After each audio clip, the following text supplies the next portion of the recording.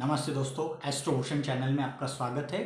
और हम बात कर रहे हैं गुरु राहु चांडाल योग की, जो 22 अप्रैल से शुरू हुआ है और 30 अक्टूबर तक रहने वाला है।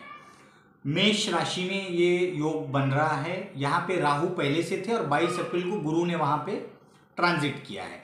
फिर 30 अक्टूबर को वहाँ से राहु चले जाएंगे, अकेले गुरु महाराज रहेंगे।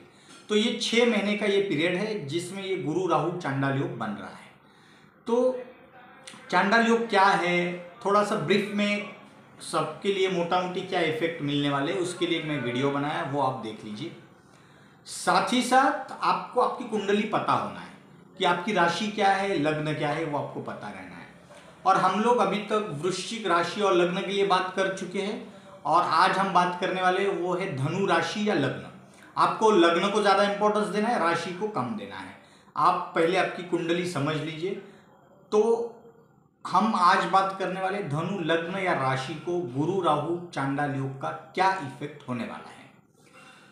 तो ये जो योग बन रहा है वो बन रहा है आपके पंचम हाउस में, 5th हाउस, 5वां भाव। 5वें भाव में संतान है, विद्या है, लव मैरिज है, स्टॉक मार्केट है। अभी इसमें आपको ये होने वाला है कि आपकी कुंडली का मालिक 9 नंबर लिखा है, आपकी धनु राशि है। आपके कुंडली का मालिक जो है वो धनु का स्वामी जो है गुरु है, और वो आ रहा है राहु के साथ चांडाल योग में। पंचम भाव जो है, पंचम भाव का कारक भी गुरु ही है। साथ ही साथ ये आपका चतुर्थ भाव जहां पे 12 नंबर लिखा है यानी मीन राशि, उसका भी स्वामी गुरु है, और वो यहाँ पे आ रहा है चांडाल योग में।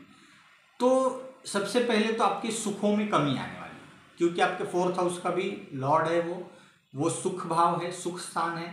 तो आपकी सुखों में कमी आने वाली है। आपको एक डिस्टर्बेंस या जो कंफर्ट जोन है वो डिस्टर्ब होने वाला है, और उसके चलते आपके जो सुख भाव है वो डिस्टर्ब हो रहा है। अब यहाँ पे हम बात करते कि विद्या, जो स्टूडेंट्स हैं उनको ये हो सकता है कि ये 6 महीने में शायद उनको कोई उनकी पढ़ाई में ब्रेक लग सकता है। अगर आपकी कोई एग्ज़ाम है तो ऐसा कुछ हो सकता है कि आप वो एग्ज़ाम अटेम्प्ट ना कर पाओ, आप बीमार हो जाओ, आपको कहीं मतलब रीज़न अलग अलग हो सकते हैं। चाहे तो ऐसा कि आपका एग्ज़ाम पोस्टपोन हो जाए।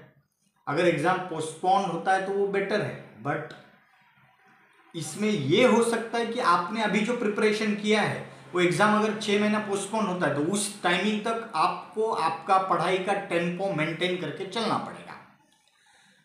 तो इसमें रेमेडी ये है कि आपके लिए हार्ड वर्क करना है, कि आपको आपके पढ़ाई में डिस्ट्रैक्शंस आएंगे, उसके साथ आपको आपका टेम्परामेंट ढीला नहीं होने देना है। आपको उसके साथ आपकी जो कमिटमेंट है, आपकी जो लगन है पढ़ाई में, उसके साथ आपको आगे बढ़ना है। यहाँ पे स्टॉक मार्केट है, तो स्टॉक मार्केट में मेरी सलाह है कि आप जो पैसा अभी आपने स्टॉक मार्केट में डाला है उसको निकालने की कोशिश मत कीजिए, नया इन्वेस्टमेंट मत कीजिए। जो पैसा डाला हुआ है उसे रहने दीजिए, लॉन्ग टर्म में वो बेनिफिट देगा। शॉर्ट टर्म में कोई इन्वेस्टमेंट मत कीजिए कि मैं डाल के 15 दिन, 20 दिन, 1 महीने में इससे कोई अर्निंग कर पाऊंगा, वो पॉसिबल नहीं है। बिकॉज आपका कुंडली का मालिक गुरु है, वो 1st हाउस का लॉर्ड है, 4th हाउस का लॉर्ड है। 1st हाउस मतलब आपके थॉट्स है, आपके विचार है, 4th हाउस मतलब आपके सुख स्थान है। तो ये दोनों का जो लॉर्ड है वो चांडाल योग में अटक गया है, तो आपके लिए वो निगेटिव साबित हो सकता है। आपको वहाँ पे कोई रिस्क नहीं लेना है। अब ये स्टूडेंट्स के लिए हो गया, स्टॉक मार्केट की हमने बात कर ली है। अब जिन लोगों की संतान, तो जिनकी संतान अभी एजुकेशन फील्ड में अभी जो पढ़ाई कर रहे हैं उनके लिए भी हर्डल्स आ सकते हैं। आप आपके संतान को, आपके बच्चों को कोई ऐसी नई फील्ड में मत डालिए कि जो उनके लिए नहीं है। बच्चों के लिए वो नई फील्ड, बहुत सारे पेरेंट्स यहाँ पे ऐसा होगा कि बच्चों के एजुकेशन के लेकर स्टूडेंट्स हो या पेरेंट्स हो गलत डिसीजन ले सकते हैं। ऐसा हो सकता है कि मैंने देखा कि मेरे फ्रेंड के बच्चे ने एक ऐसी पढ़ाई की और उसमें उसने सक्सेस पाया, अब मैं चाहूँगा कि मेरा बच्चा भी उस पाथ पे जाए, तो वो डिसीजन रॉन्ग हो सकता है। आपको उसमें नहीं उलझना है, आपको आपके बच्चे की क्या कैपेसिटी है, आज तक वो क्या करते आया है, उसी को आगे चलाइए। भले आप 30 अक्टूबर के बाद डिसीजन कुछ लेना है तो दूसरी लोगों की, उस फील्ड के एक्सपर्ट लोगों की सलाह लेके करना है तो कर सकते हैं, बट ड्यूरिंग दिस पीरियड आप ये रिस्क मत लीजिए। अब यहाँ पे लव मैरिज भी है, ये पॉसिबल है कि आपका लव मैरिज ब्रेक हो सकता है, या वो लव मैरिज की अगर अभी आप बात करना चाहते तो थोड़ा सा उसे अवॉइड कीजिए।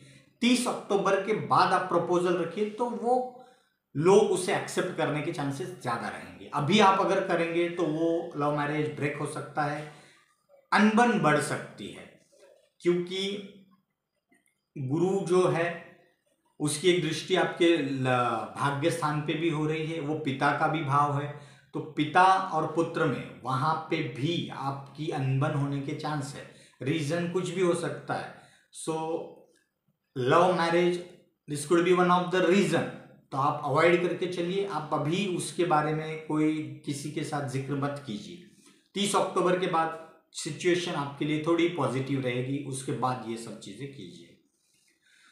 अब हम दृष्टियों की बात करते हैं, तो 9th हाउस भाग्य स्थान, वहां पे दृष्टि है, राहु और गुरु दोनों की भी दृष्टि वहां पे हो रही है, भाग्य में थोड़ी कमी आएगी। तो अभी आपको इसके लिए रिमेडी ये है कि भाग्य के भरोसे कुछ काम मत कीजिए, कर्म पे भरोसा कीजिए, आपके लिए वो पॉजिटिव रहेगा।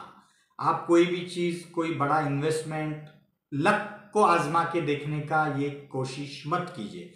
अब ये कोई भी जगह पे लागू होता है, आपके बच्चों की पढ़ाई के लिए है, खुद की कोई बड़ी इन्वेस्टमेंट को लेकर है, स्टॉक मार्केट की इन्वेस्टमेंट है, इन सब जगह पे आपको अभी भाग्य को नहीं आजमाना है, भाग्य में सपोर्ट आपको वैसा नहीं मिलेगा।